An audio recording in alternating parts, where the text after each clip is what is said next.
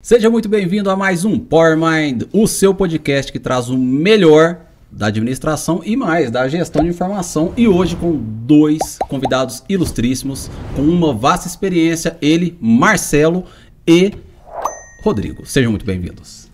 E é claro, ao lado do meu apresentador e querido amigo, Rafael Guerreiro. Tudo bem, Yuri? Tudo ótimo. Prazer enorme receber vocês aqui na Universidade Federal de Uberlândia.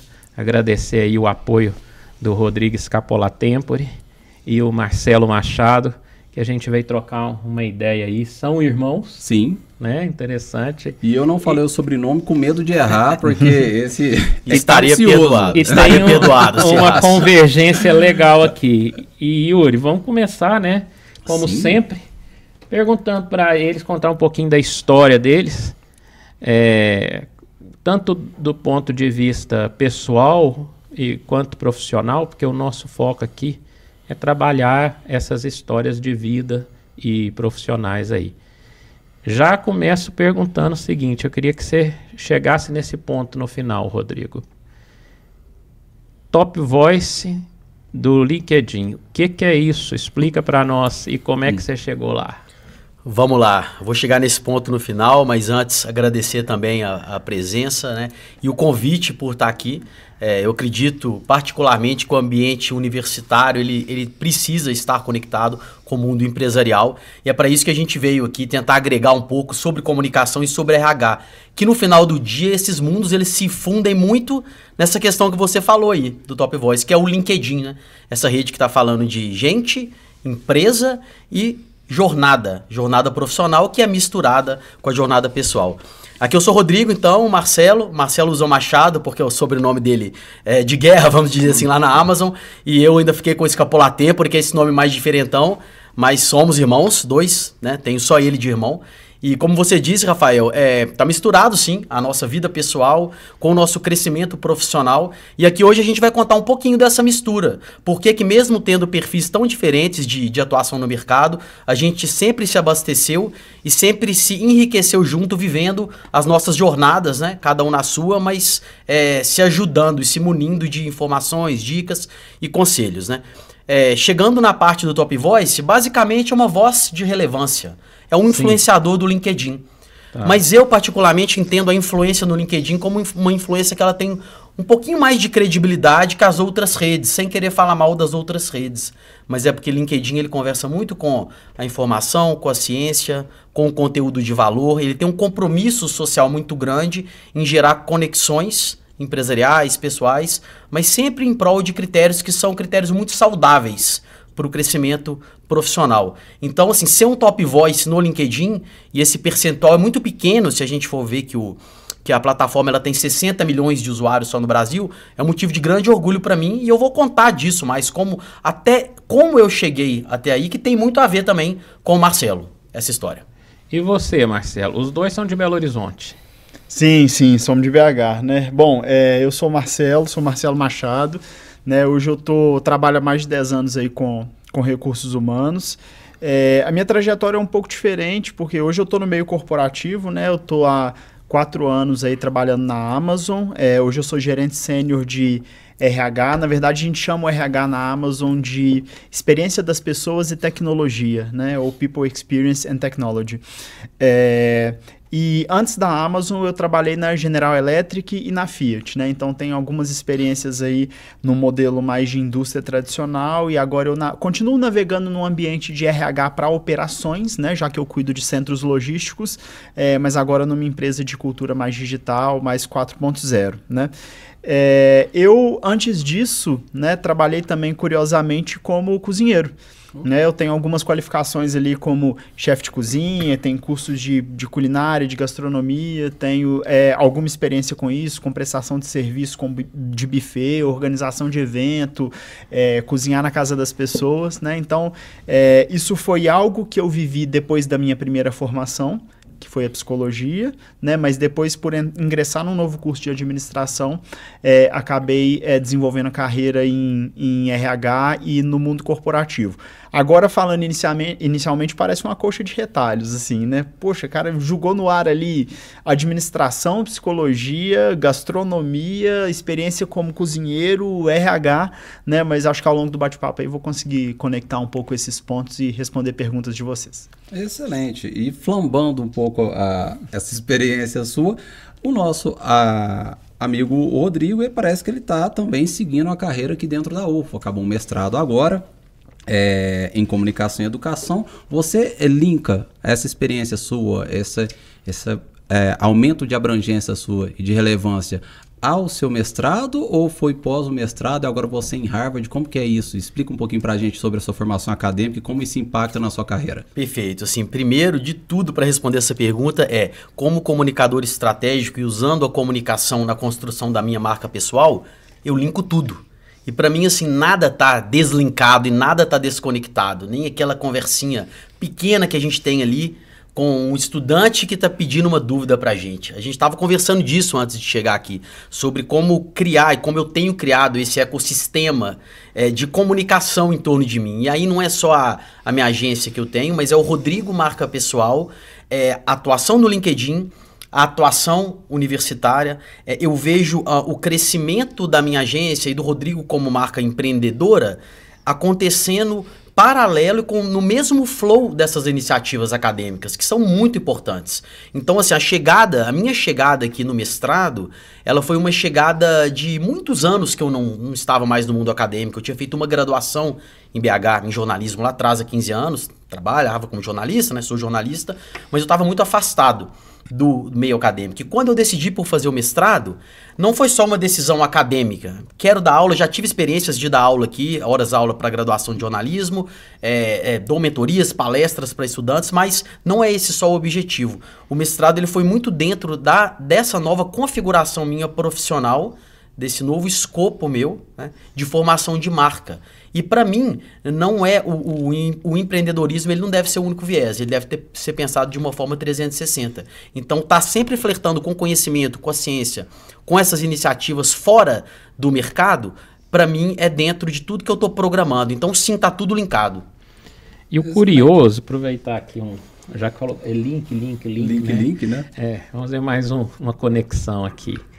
Curioso que enquanto vocês falavam, eu percebi que ao longo da trajetória de vida, vocês fizeram um caminho assim, inverso. O Rodrigo eu conheço em si, ele lá da afiliada da Globo, e enquanto você estava empreendendo. Uhum. Então ele estava numa grande corporação, você empreendendo. Depois vocês trocaram as vias aí. Uhum. Ele foi empreender e você veio aí para iniciar para a corporação tradicional, né, para a grande empresa. Uhum. E isso aí, como é que vocês... Eu sei que vocês trocam muita ideia, teve influência de um no outro, como é que foi isso aí? É interessante. Assim, acho que a primeira mensagem aqui, Rafael, é o seguinte: isso pode fazer. Né? Legal. É permitido. É transição de carreira, né? Tem um... Não, vai. Rapidamente aqui. Tranquilo. Tem um professor lá da PUC, que é o Lacombe, numa obra dele de gestão de pessoas, ele fala o seguinte: transição de carreira, isso me marcou. Transição de carreira não é como trocar de roupa, é como trocar de pele. Uhum. Né? E o tema nosso aqui é gestão de carreira na indústria 4.0, que é onde você trabalha hoje, né? Então, na sua abordagem, eu te interrompi mais para perguntar isso. Se você consegue fazer uma conexão para chegar nessa coisa do mercado hoje tão dinâmico e com tantas preocupações, tanto do lado do empregador, das oportunidades de trabalho, quanto do lado de quem está buscando. Sim. Porque ambos queixam que está tendo uma escassez aí, né? Não, interessante. Eu acho que assim, a primeira mensagem isso pode, né? é permitido mudar a carreira, é permitido começar a fazer uma coisa completamente diferente, assim, né? Acho que em outro momento, assim, a gente se acostumou muito a hipervalorizar a ideia de estabilidade na carreira, e a gente atrelou o conceito de estabilidade na carreira muito a ficar muitos anos no mesmo lugar, fazendo a mesma coisa e crescendo gradualmente e devagar, né? As aspirações das pessoas mudaram completamente, principalmente na era da informação, depois da Revolução Digital, as aspirações mudaram completamente, né? E não só os nativos digitais, as pessoas que chegam para o mercado de trabalho hoje, assim, né? Acho que a gente já vive uma era do despertar em relação a que a gente precisa ser protagonista da nossa própria carreira. E sendo protagonista, a gente pode fazer de tudo, inclusive ficar 30 anos no mesmo lugar, inclusive mudar completamente de área de segmento, de lugar, diversas vezes ao longo da nossa carreira, né? Eu conecto isso com a resposta que o Rodrigo deu para a sua pergunta anterior, de que a gente precisa se ofertar para o mercado atualmente como um profissional holístico, né, que tem uma imagem sólida, que tem uma reputação, que tem uma credibilidade, obviamente, né, mas que conecta todos os pontos, né? Olha, a minha frente acadêmica vem daqui e representa isso, a minha frente empreendedora vem daqui e representa isso, né? A minha experiência no mercado corporativo formal vem daqui e representa isso. Aqui estão os meus volumes de conexões e o meu networking, né? Clientes, fornecedores, parceiros estratégicos, pessoas com quem eu troco no ambiente acadêmico, universitário. Então, assim, a gente vai se formando como um todo e um profissional multi-habilidoso, né, com habilidades em diversas áreas, né, para atender isso aí que as empresas principalmente estão chamando de escassez de mão de obra, né? Não está faltando gente, está faltando gente com essa característica que eu acabei de citar. E quando foi essa mudança de chave? Você que passou ali por diversas áreas, quando você falou, meu caminho é o RH, não é a psicologia, não é a gastronomia. Como que foi esse processo e com que idade? Porque tem muitos jovens que entram na UF e estão meio ali indecisos, com um futuro incerto. O que você poderia dar de dica para esse pessoal? Eu adorei sua pergunta, porque não foi tão jovenzinho. Eu já estava com 28 quando eu fiz essa mudança. E claro, poxa, 28, né, tudo bem. Jovem, mas já tem uma certa jovem, mas se você for pensar numa carreira tradicional ali, em que você forma na faculdade com 21, 22, já está fazendo estágio, já é contratado no seu estágio, muita gente com 28 já está com 6, 7 anos de mercado, se você for pensar, né? Eu fui ser estagiário na Fiat com 27, né? Porque antes eu estava me aventurando nesse mundo do empreendedorismo, da gastronomia. Virada de chave, eu consegui, quando eu tinha cursado a psicologia, fiz os cursos de cozinheiro e comecei a trabalhar com isso do final da psicologia para frente. Por né? que você foi para esse ramo da gastronomia? Você deixou a psicologia de lado? Você falou, não é para mim esse negócio de psicologia? De Freud que você falou, não quero isso, deixa eu fazer aqui. Cara, eu adorava a clínica, né? Adorava estudar psicanálise. Você chegou a atender como psicólogo? Só como estágio, né? Adorava psicanálise, adorava estudar isso, né? Mas eu comecei a perceber que com algumas características que a gente conversava antes, minhas, de pragmatismo, de plantar e colher, de velocidade e tudo mais, né? Metodologia. O retorno profissional e a morosidade e a paciência que eu ia ter que ter com o trabalho clínico entravam em choque com essas outras características. E a paixão por cozinhar, pela gastronomia e algumas influências que a gente tem na família também relacionadas a isso, me levaram a tentar empreender nessa área, né? Então eu fui e fiquei 4 anos fazendo isso, né? Cozinhando na casa das pessoas, fazendo eventos e tudo mais. Tinha época boa, mas tinha aquela terça-feira do mês de março que eu acordava assim... Cara, não tem evento esse fim de semana, nem no outro, nem no outro. Vou pra academia hoje, vou arrumar mais o quê? Não tem um orçamento para fazer, não tem... Então, assim, eu comecei a perceber que tava pouco, né? E aí eu falei, vou estudar administração. Sabe por quê? Porque eu tenho tempo, cara. E a administração abre o leque. Você vai estudar um pouquinho de cada coisa. Contabilidade, direito, RH, enfim, você vai tatear várias coisas para ver o que você gosta. Quando eu entrei na administração... eu comecei a ter muitos sinais de que, Marcelo, você precisa aceitar que gastronomia é um hobby, que que você gosta de cozinhar para sua família, para sua namorada, isso e aquilo, né? Mas que empreender nesse ramo não tá dando certo e não tá alavancando. 4 anos já são suficientes para você perceber isso, né? Então eu comecei a ter esses insights e falei, que bom que eu tô aqui na universidade, porque eu já tô com 27, tranquilo. Mas eu tô aqui dentro, eu posso fazer estágio. Né? E te digo mais, se eu não tivesse voltado para a universidade, talvez eu não teria feito minha carreira de RH, porque a psicologia lá de trás não me credenciava a entrar no meio corporativo. E só ela, né? Só ela não me credenciava. Eu tinha estudado, era clínica. Mas você fala um negócio hoje para nós que é interessante, e por isso que eu estou tentando puxar isso aí de você. Tudo que você fez veio culminar onde legal. você chegou. Então, você falou assim, olha, aquela coisa eu já fiz psicologia com administração, a empresa vai me querer, né? E aproveitando aqui, falando do LinkedIn são os depois. links. Eu assim, fiquei o tempo todo aqui esperando para falar isso. Mesmo que com rotas e jornadas diferentes, a percepção de que tudo que ele fez foi uma composição para resultar o que deu, né? A mesma visão eu tenho para minha carreira. Então, assim, quando eu penso no Marcelo, assim, de forma direta, ele não trabalha com clínica hoje, com psicologia.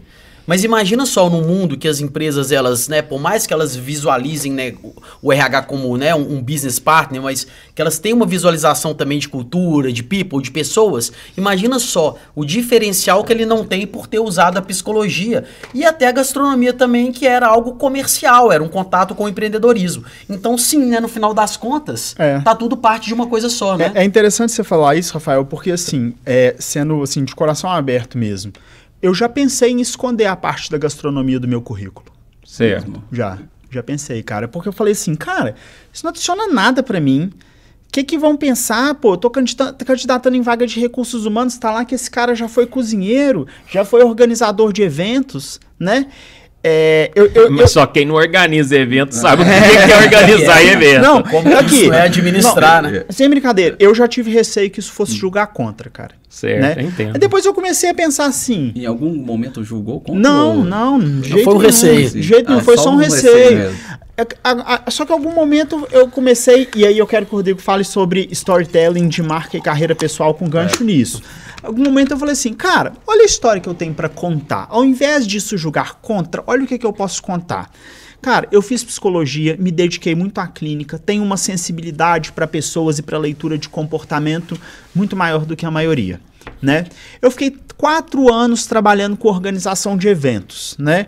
Isso me faz saber sobre receber demanda, fazer orçamento, fazer planejamento, fazer compras. É uma gestão de projetos perfeita. Executar, fazer gestão de projetos, liderar pessoas na execução, delegar tarefas e tudo mais, né?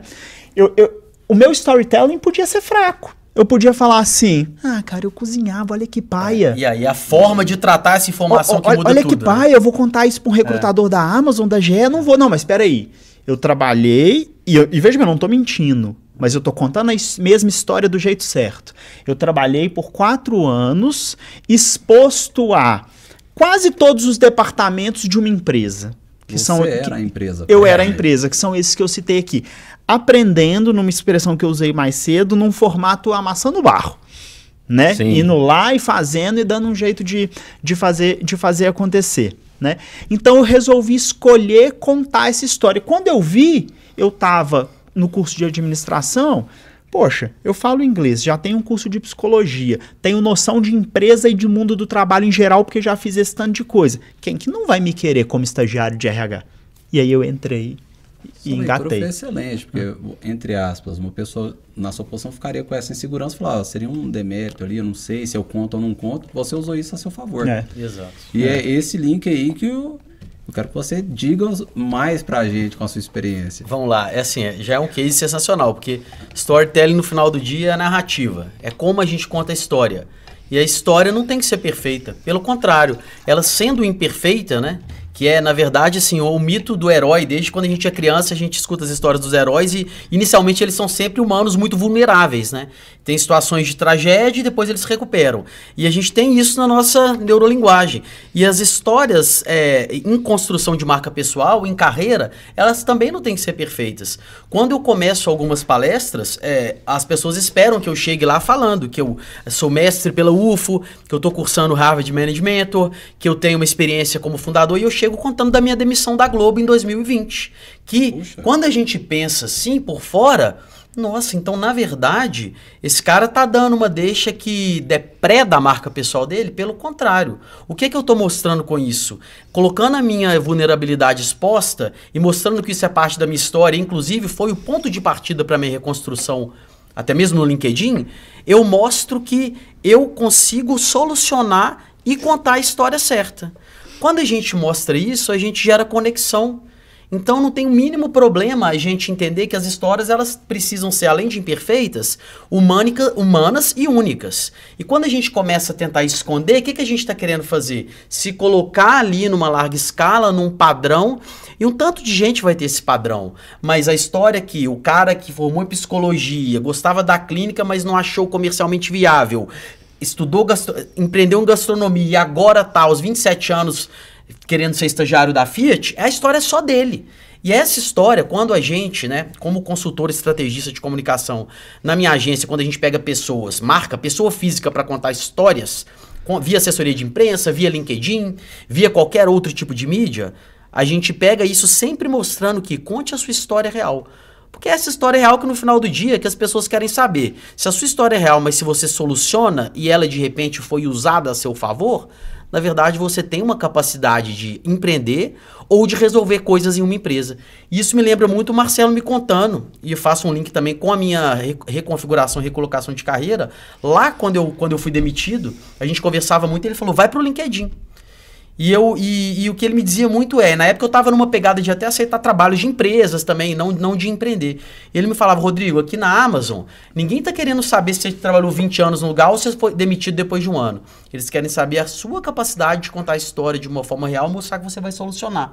E é um pouco isso, não é? Isso já dá um tom de um RH um pouco diferente. Assim, o mundo da carreira mudou muito. Né? O mundo da carreira mudou muito e além das pessoas terem aspirações diferentes, como eu falava há pouco, né? As empresas também procuram histórias diferentes. As empresas hoje procuram saber o que você é capaz de fazer. Assim, então, fatores ali que às vezes em segmentos mais tradicionais, em outros momentos contavam mais, né? Do tipo, nossa, esse cara é muito bom, ficou 20 anos na Vale, assim, né? Esses fatores como idade, cabeça branca, né, jeito que se veste, se é homem ou se é mulher, né, enfim, os vieses que existem em relação a isso, né, e outros fatores que contavam muito na hora de você conseguir uma oportunidade, né, as empresas que já se ligaram e que têm uma cultura, né, cultura da era digital, né, elas não colocam isso na frente mais, elas colocam que você pode fazer. E sabe como que elas estudam, ou melhor, como que elas chegam à conclusão sobre o que você pode fazer? Perguntando o que você já fez. Né? E aí que entra o poder das histórias únicas. Né? Você vai contratar, voltando de novo para 10 anos atrás, né? Você vai contratar um estagiário de RH lá para a Fiat, para a GE, como eu fui, né? Que... Olha, eu sou estudante do curso X de administração, fiz um estágio de 1 ano no banco e agora estou aqui para fazer um estágio em empresa. Beleza, legal, nada de ruim, mas ok, né? Ou você vai contratar essa história que eu acabei de contar aqui, né? Sim. Qual o potencial que você visualiza em uma e na outra? E por falar em contratação, empresa digital, etc., né? Você hoje atua numa posição de liderança, numa grande companhia mundial, extremamente avançada do ponto de vista da tecnologia, que foi criada em decorrência do surgimento da tecnologia, né? E que é a grande preocupação que eu vejo aqui na universidade, nos nossos estudantes que estão aí numa faixa etária entre 17, a maioria, né? Entre 17 e 24 anos. e buscando a sua primeira oportunidade no trabalho. É o medo do futuro. Medo do futuro em que sentido, né? Sobretudo nos últimos 2 anos, vamos dizer assim, mais precisamente 1 ano e pouco para cá. O avanço tecnológico muito grande que está acabando com uma série de posições de trabalho. Como é que isso está acontecendo lá na Amazon e o que você vê em termos de perspectiva? Vamos supor, traduzindo isso em outras palavras, o Marcelo hoje estivesse aí com essa faixa etária dos 20 anos, primeira graduação e olhando para esse mercado de trabalho. Mas o sonho de todo mundo, ter a cabeça que tem hoje, né? Como é que você consegue trabalhar esses 2 aspectos para dar uma luz, um norte para quem nos acompanha? Olha só, para responder essa pergunta, né, eu entro também com algumas coisas que são mais de estudo e convicções pessoais, mas assim, o mercado de trabalho não vai acabar, né, e é uma visão talvez um pouco simplista, né? E assim, existem teorias que tentam falar isso desde a Revolução Industrial. Que as máquinas, né? Exato. Que as máquinas vão substituir os homens e por aí vai, né? Eu gosto de pensar, por exemplo, a inteligência artificial como ferramenta. Tá, eu acho que a gente tem que pensar como ferramenta, né? Outro dia eu estava num bate-papo sobre isso, eu dei um exemplo que eu queria dividir aqui com vocês, né? Conversando sobre inteligência artificial e tudo mais, né? Tipo o ChatGPT, a gente tem uma ferramenta interna. Era isso que eu ia perguntar para você. De certa forma, esse storytelling, depois que vocês falarem isso, alguns dos jovens que nos acompanham aqui falam, olha, eu vou colocar no ChatGPT, vai ser uma história bonita para poder contar para o recrutador. De fato, como você vai selecionar isso? Mudou a forma de recrutamento e seleção? Olha, legal, totalmente conectado com o que eu vou falar, né? A gente usa como ferramenta, tá? Mas o fator humano não é eliminado, nunca, né? Outro dia, enfim, a gente estava conversando sobre isso, né? E a conversa era sobre, né, a inteligência artificial substituir o fator humano, né? E aí eu usei um exemplo, que é o exemplo do carro, para falar o seguinte, né? Voltando lá para a era industrial, para falar o seguinte, olha, a inteligência artificial, ela vem para dar velocidade, escala e eficiência como ferramenta, mas ela não elimina o fator humano. Vou te falar, e aí eu volto lá para fazer um paralelo com a era industrial, né? Pensa assim, a gente tem que ir daqui agora da universidade, até fala um lugar aí de Uberlândia, Rodrigo, um lugar de, sei lá, 3 km de distância. O Pátio Vinhedos, que deve ser um pouco mais que isso. Tá, beleza. A gente tem que ir daqui da universidade até o Pátio Vinhedos, tá?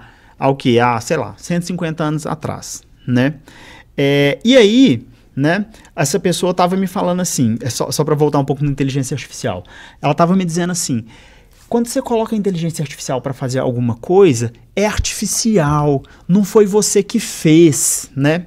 E aí eu falei assim, cara, pensa só, se a gente está nesse papo há 150 anos atrás, e a gente fala assim, olha, eu tenho que ir daqui da universidade até o Pátio Vinhedos, né? Quais são as minhas opções? Eu vou a pé ou correndo, né? Ou a cavalo, carroça, alguma coisa desse jeito, né?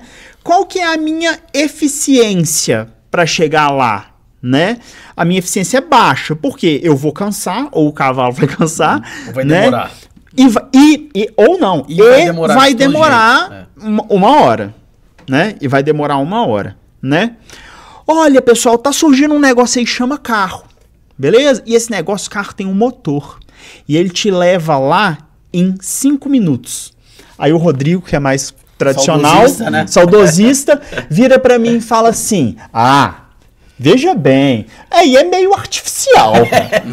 né? De carroça. Não vamos fazer isso. Aí não é mérito seu. Não é mérito seu, não é Você vai manejar o cavalo não é direito. mérito seu, não é você que tá indo andando, não Tocando é você cavalo que da tá natureza. exatamente, né? Aí eu falo, cara, não, mas espera aí, é mérito meu. A ferramenta é desenvolvida por humanos, né? A ferramenta foi desenvolvida por nós criamos para gerar velocidade e eficiência, né? O carro é uma ferramenta produzida por nós que não tira o nosso mérito de não, então vamos ter que caminhar até lá para não terceirizar esse serviço para o carro, né? A inteligência artificial é a mesma coisa. Tá? Só que a inteligência artificial, como ela é menos material que o carro, é mais difícil visualizar isso, né? Ela é uma ferramenta para dar mais escala, velocidade e eficiência para as coisas que os humanos podem fazer. Porém, em mais tempo, com menos eficiência, de uma maneira mais dolorosa. Então, quando eu peço para a ferramenta da Amazon interna, que chama Cedric, revisar um texto para mim, um documento para eu apresentar numa reunião, me dar um sumário e organizar aquele texto em bullet points, em tópicos, eu sou perfeitamente capaz de fazer isso em 4 horas. A ferramenta faz em 30 segundos. Ela está gerando velocidade e eficiência para mim. Só para amarrar com a questão da substituição no trabalho. Isso não vai eliminar trabalho de ninguém. Isso vai fazer o mundo do trabalho evoluir para funções mais sofisticadas, porque a gente vai ter os desenvolvedores de softwares dessas ferramentas, né? E não as pessoas que estariam fazendo outras coisas manuais menos eficientes e menos velozes. E por falar em evolução, certamente nesse período que você está lá, em torno de 4 anos, você viu algumas posições não sumirem, mas outras surgirem. O que você tem tido de demanda em termos de profissional na área de negócios, na área de tecnologia, e que você vê uma perspectiva de crescimento aí? O que você viu que, olha, isso está ficando para trás? Tá, legal. É desafiadora essa pergunta, mas assim, Rafael, profissional, inclusive estudante, da área de engenharia, de programação e informação, é assim, cara, engenheiro de software e de programação e gente da área de informação, não vai faltar trabalho para essa turma. Tem um mar muito aberto ainda, né? Cara, muito aberto, tem muito por vir, assim, né? Mas, aí eu vou mostrar de novo minha camisa que eu mostrei mais cedo. People. Cara, esse cara, o cara que vai realmente voar, porque assim, a gente vai ter ótimos engenheiros de software nos próximos anos, que vão ser analistas, especialistas, gerentes, diretores, né? Mas o CEO vai ser o cara que entender de pessoas, ainda, mesmo no mundo da inteligência artificial. Você deve ter notado, vocês dois, que enquanto ele falava, eu fui aqui abrindo um sorriso, né? Por que eu fui abrindo esse sorriso? Porque nós temos o único curso do Brasil de gestão da informação que combina gestão de negócio com tecnologia da informação. Legal. Então você falou sobre engenharia de software. Sensacional. Nós temos nós temos engenharia de software no curso, mas nós temos gestão de pessoas Profissional também. disputado, cara. Muito. Então, E é muito bom, Rafael, desculpa te cortar, mas saber que a UFO tem essa noção e esse pioneirismo estando numa cidade que é uma cidade de vanguarda, que tem um ecossistema de inovação muito maduro, consistente e reconhecido no Brasil, né? Não é à toa que Uberlândia ela funciona. É uma cidade que você pode avaliar assim, o movimento universitário, né, federal com o poder público municipal e o mundo empresarial, eles funcionam numa harmonia muito razoável se você comparar com a maioria das cidades do Brasil, né? Isso reverbera na qualidade de vida do cidadão, na logística. Então, Uberlândia ela respira isso. Ter um curso assim é sinal e termômetro de que a faculdade está conectada com a vida real e com o mercado. Exatamente. E por falar nisso, eu vou fazer uma interrupção aqui rapidamente para mostrar para quem nos acompanha o que é o curso de gestão da informação. Vamos lá.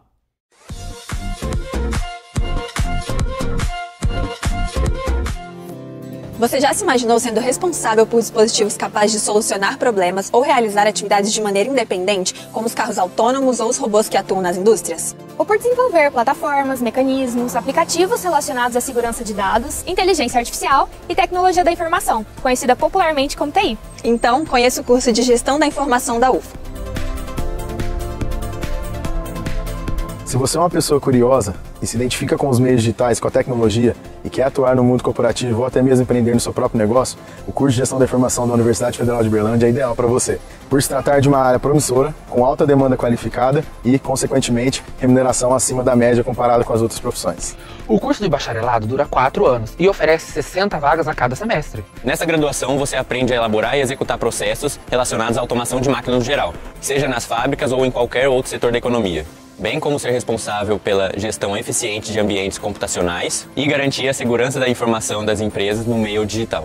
No curso você aprende ainda a elaborar estratégias e soluções que sejam eficazes e viáveis, que possam contribuir com a mobilidade das pessoas e melhorar a gestão das cidades inteligentes.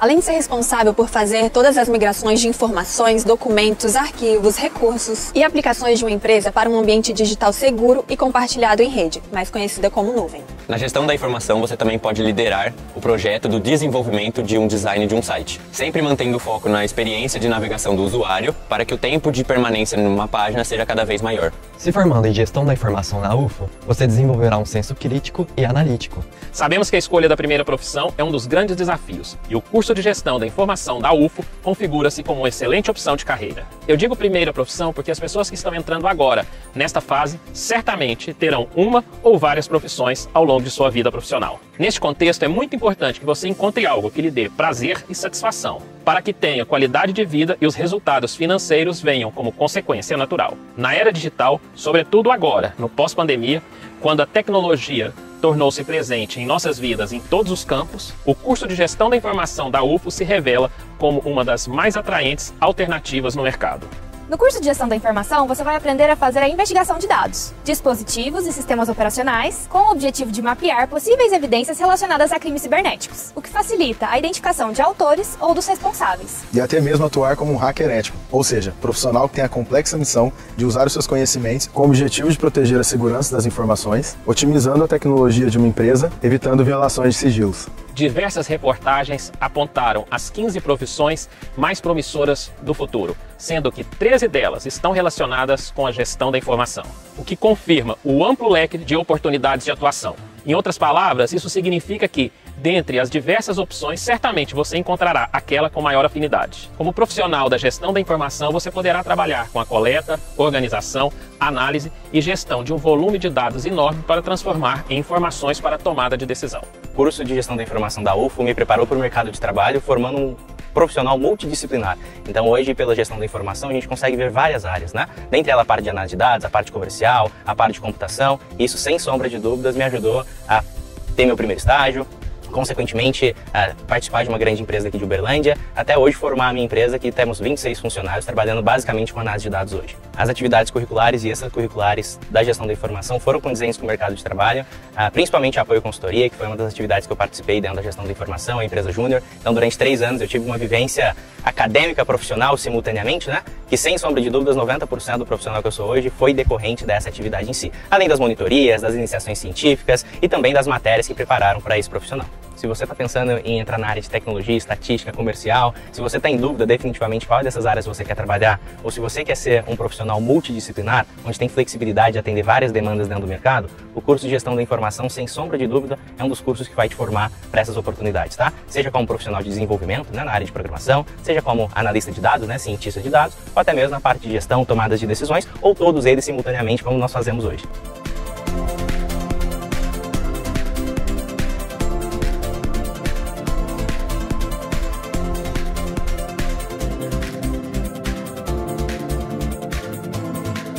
Segundo os dados do MEC, atualmente no Brasil existem 5 instituições de ensino superior que oferecem o curso de Gestão da Informação. E o único que tem a nota máxima e a característica de combinar a gestão de negócios com a tecnologia da informação é o da UFO. Então já sabe o que fazer, né? Vem pra Gestão da Informação! Vem pra UFO!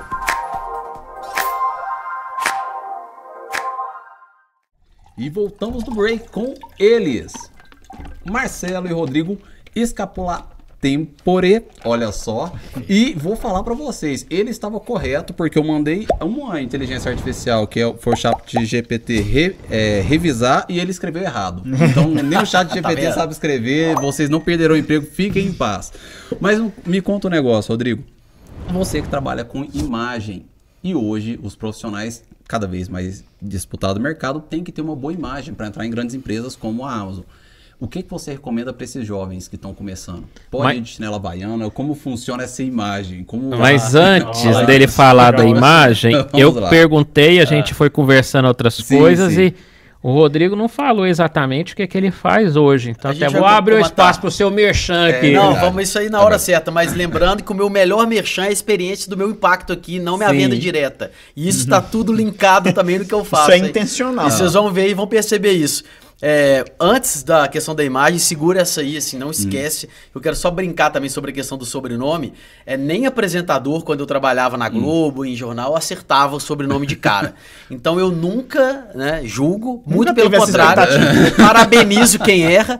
E muitas vezes, né, fazendo aí do limão limonada, em muitas palestras, né, a Samira que tá aqui vendo, aqui, que trabalha comigo, já viu isso várias vezes. Na hora de me anunciarem, o super anfitrião, mestre de cerimônias, ele também fala errado. E quando ele fala errado, acalma, gente. Eu vou chegar aqui, como eu sempre falo nas minhas palestras. Pra mim, o conteúdo é o novo currículo, é a experiência. Então, eu não chego falando o que eu sou e minha qualificação. Eu chego já contando história.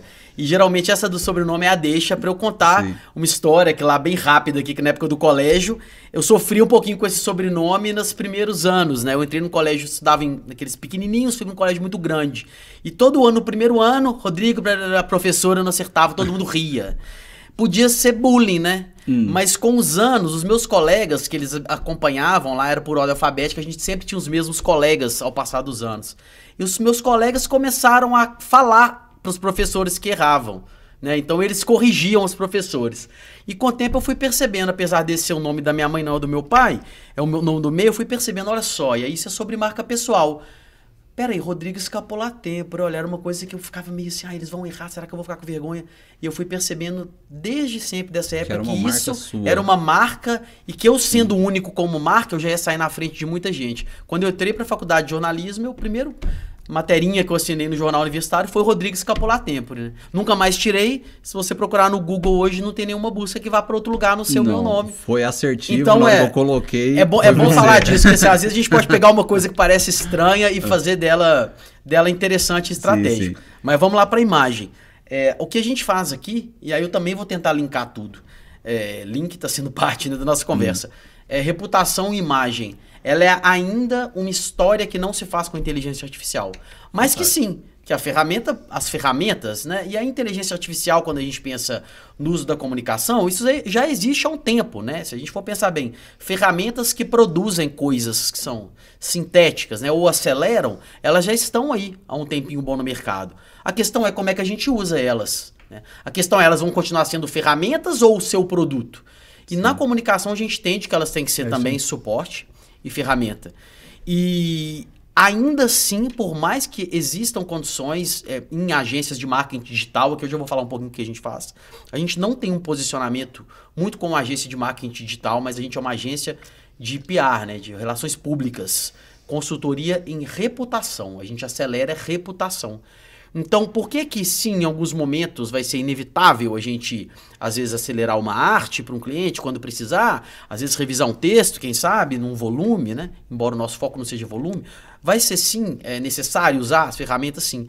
Mas olha que interessante, quando você falou de imagem e reputação que você constrói desde o primeiro dia seu na faculdade, ou desde o primeiro dia seu com seu nome esquisito lá atrás. Sim, eu também tenho um nome esquisito, por isso que eu me identifiquei.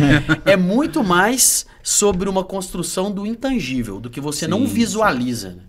É por isso que o primeiro dia, quando o cliente pode ser uma empresa que a gente vai atender em assessoria de imprensa, né?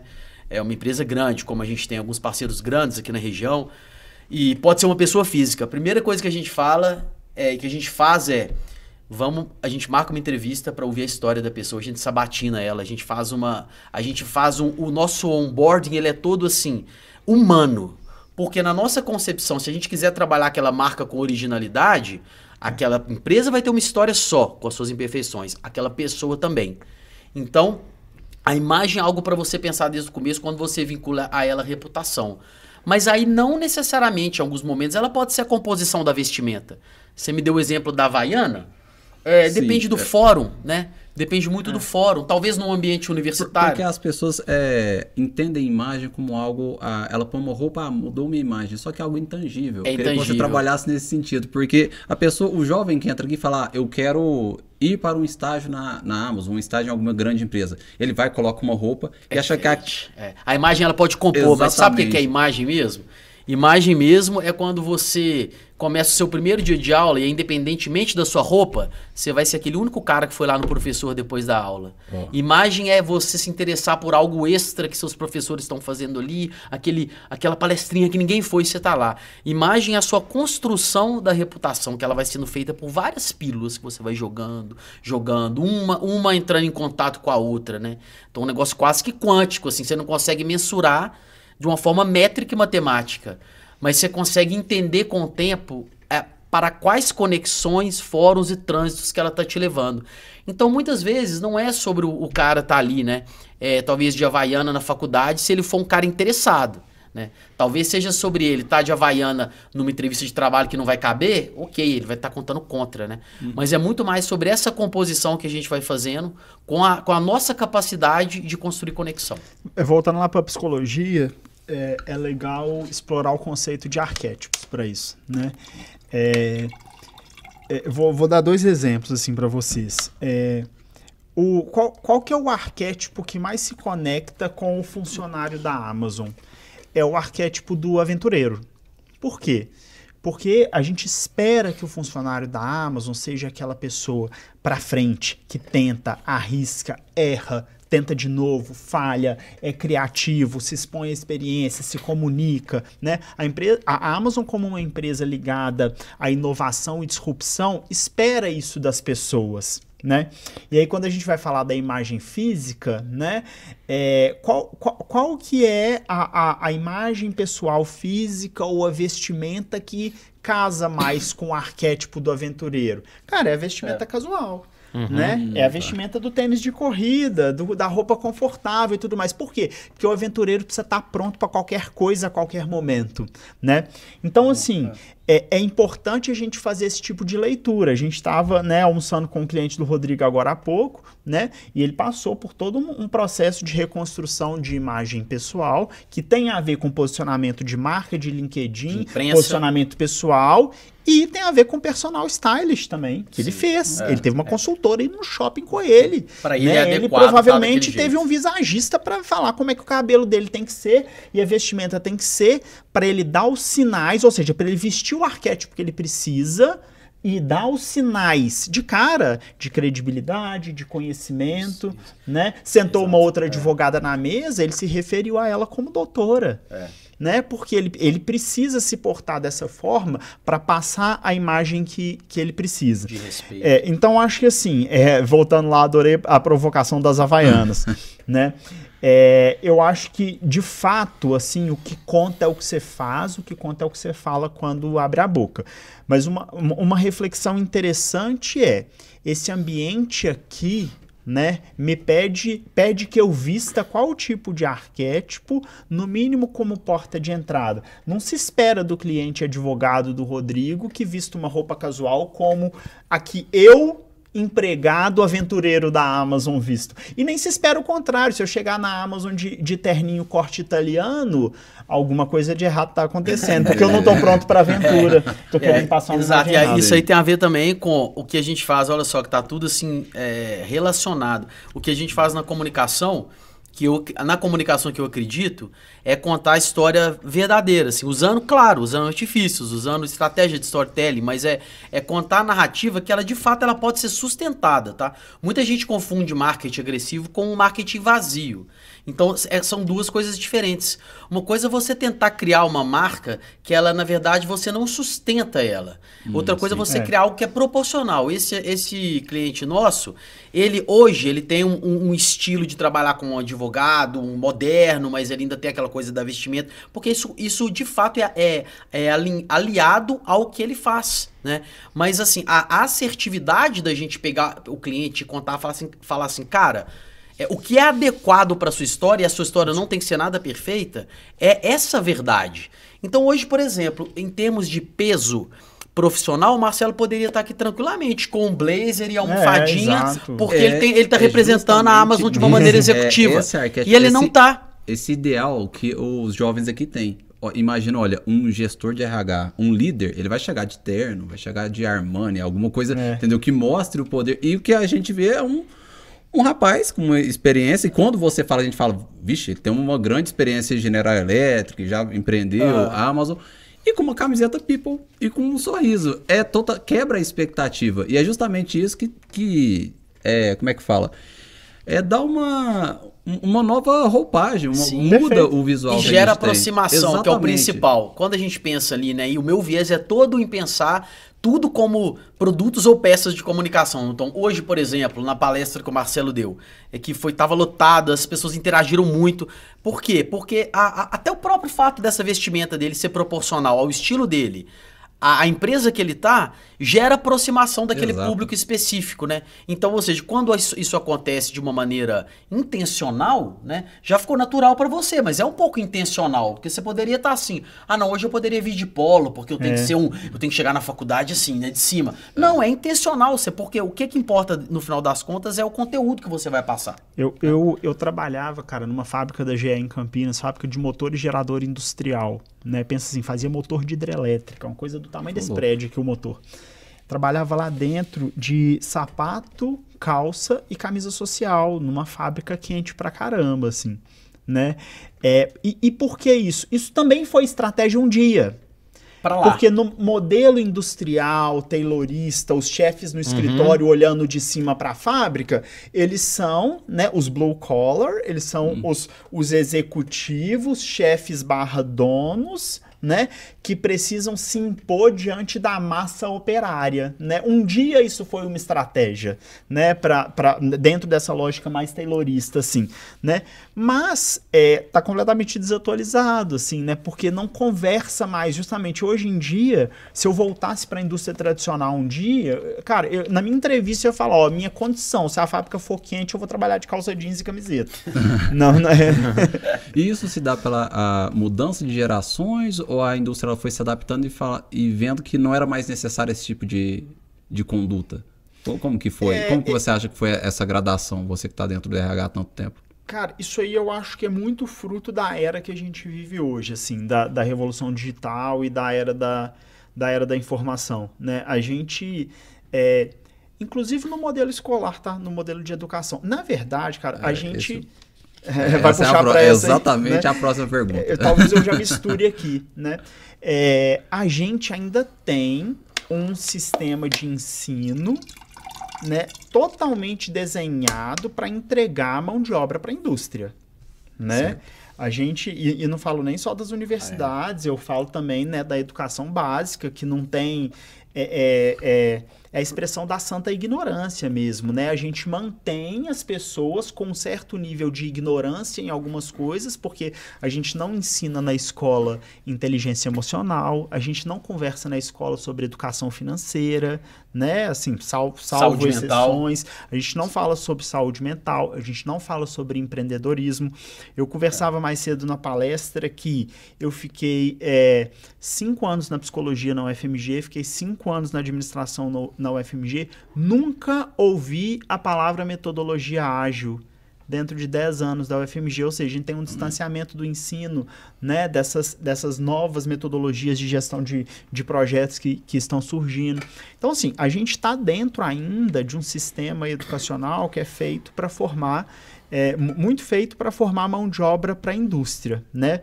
E a minha felicidade de estar aqui hoje, de ter estado na palestra mais cedo, é que dentro desse sistema a gente começa a ter sinais de que esse sistema tem interesse de dialogar com o mundo externo, né? Com o mundo da carreira executiva, do empreendedorismo, da mudança de carreira, das metodologias ágeis, né? E por aí vai. Mas assim, acho que no fim do dia, tudo isso é fruto da era da informação, sabe? Assim, primeiro, lá atrás teve a Revolução Industrial e agora, falando de Revolução Digital, é ela que reconstruiu os padrões, na minha visão, assim. com os novos espaços de convívio, com o espaço digital de convívio, né? E com as novas culturas corporativas que a gente vive E hoje. lembrando que isso ainda está em curso, né? Nossa, é um negócio em progresso que ainda não foi assim... Isso acabou de começar. Reconstruiu. Isso acabou de começar. A gente já está se encaminhando para o final. Eu queria perguntar para vocês dois, na visão de vocês hoje, frente a todas essas mudanças que foram mencionadas, quais são as habilidades, competências, a gente chama do chá, né? Competência, habilidade, atitude, que vocês veem que mais prementes, necessidade de desenvolver em quem está adentrando no mercado de trabalho ou se reinventando para o mercado de trabalho? Vou ser mais rápido nessa, porque eu acho que o Marcelo vai ser mais especialista, né? Porque afinal é a área dele. Mas assim, a minha visualização hoje como empreendedor e o que eu aplico também, né, numa proporção menor, né, em metodologia ágil na minha empresa, pensando em comunicação também, é o seguinte... eu sei que, assim, você falou isso mais cedo lá na palestra. As ferramentas, elas vão ter que ser usadas e as pessoas têm que saber. E elas vão saber. Essa geração nova, ela vai saber usar a ferramenta. Mas o que é que diferencia para trabalhar, por exemplo, na minha consultoria, na minha agência, na minha empresa? Ainda são as habilidades que elas não têm a ver com isso. Então, a gente está trabalhando com gente, a gente tem que lidar com o cliente às vezes estressado, com o cliente que tem que ser acolhido, a gente tem que lidar com a construção de história do cliente, que é algo muito específico para ele, a gente tem que lidar com expectativas de empresas que são expostas na mídia, ou de forma positiva, ou em gestão de crise, às vezes de forma negativa. E para fazer isso, tem que ter muito jogo de cintura. Hoje, o que eu avalio, tentando responder de uma forma bem objetiva, para um profissional entrar na empresa, é a capacidade de comunicação, relacionamento, resolução, solução e habilidade de trabalhar em equipe. E outros fatores também, como simpatia, disponibilidade, né? Sempre a percepção de que errar não tem nem problema, né? Mas jogar sempre limpo e entender que é muito mais do que a questão tecnológica. Se a gente está falando de comunicação, ferramenta vai ser ferramenta, mas comunicação ainda é sobre gente. Legal. Depois assistam um vídeo do Simon Sinek, que ele fala que ele entrevistou um cara da mais alta patente de uma organização, da organização naval norte-americana, que chama SEAL, S-E-A-L, tá? Que é tida como a organização, independente de ser uma organização militar, mais eficiente do mundo. SEAL, Organização Naval Norte-Americana, né? E esse cara da mais alta, ele fez uma pergunta, ele fez essa pergunta para esse cara, né?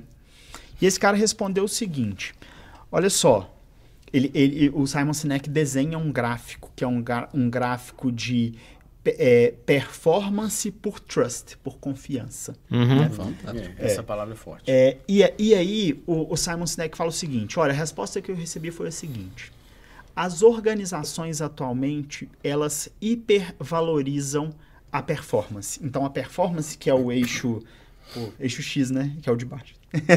A performance, que é o eixo X, né, tá lá no alto, a performance. Só que ao mesmo tempo tá colada no eixo Y, que é a confiança. Ou seja, a confiança tá muito baixa, né?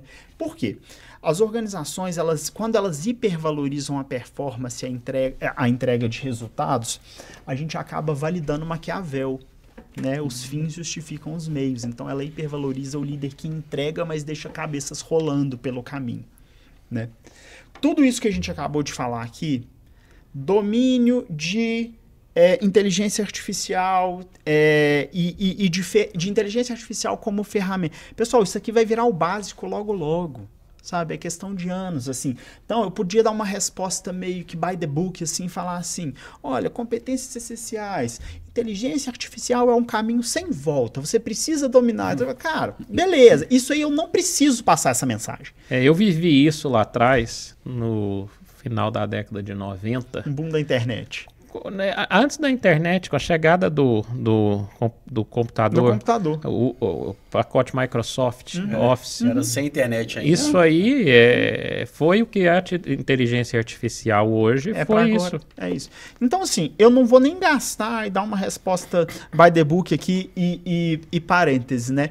O meu arquétipo e a minha persona e a minha marca pessoal é justamente fugir da resposta by the book, tá? Porque eu quero falar uma coisa que seja disruptiva e que te faça pensar diferente, porque aqui é nisso que eu adiciono valor. Mas, enfim, Então, assim, domínio de ferramentas de inteligência artificial, tratem isso como o básico para você brigar na curva da performance. Beleza? Isso vai ser o básico logo, né? Mas aí, voltando lá para o Simon Sinek, o que ele fala? As organizações hipervalorizam a performance e esquecem do trust, da construção de confiança. E quando elas esquecem isso, elas criam líderes tóxicos.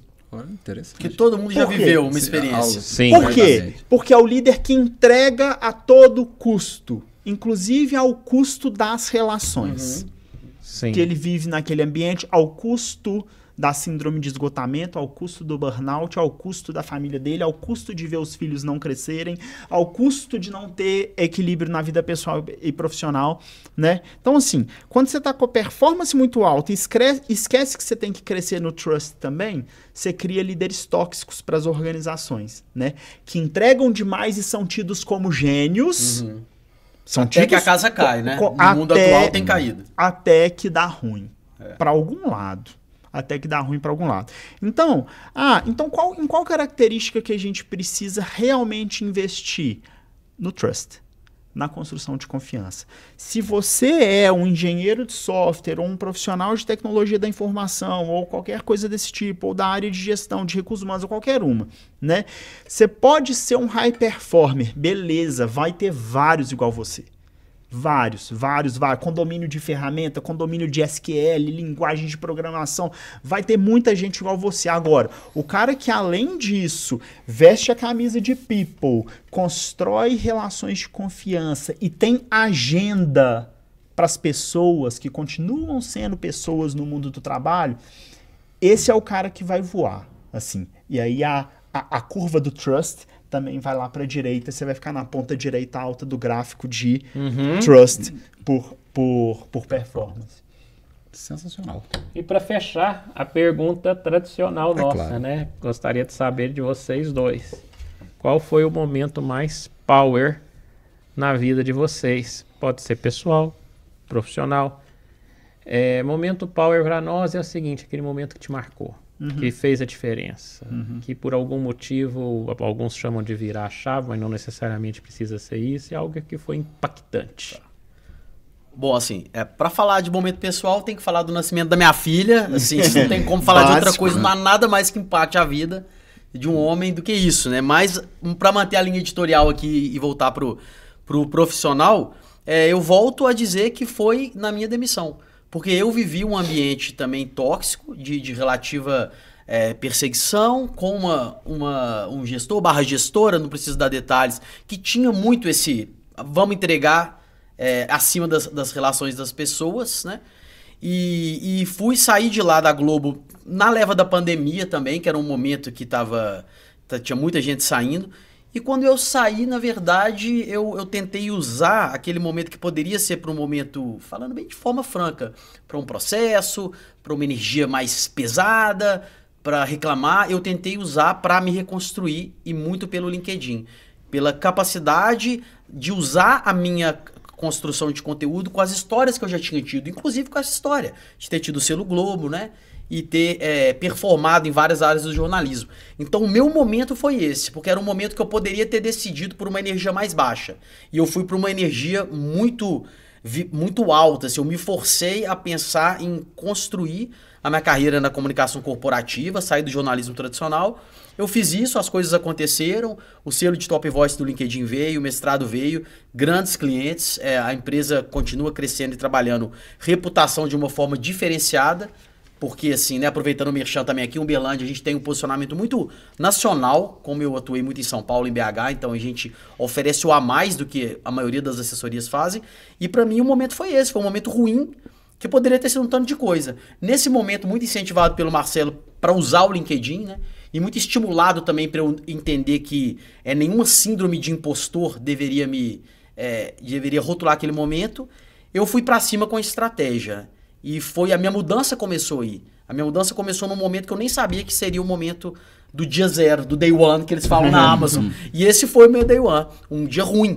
Mas depois dele, nenhum dia deixou de ter um acréscimo de 1% que seja de melhora, de mais cliente, de mais reputação, de mais contatos, de mais conhecimento.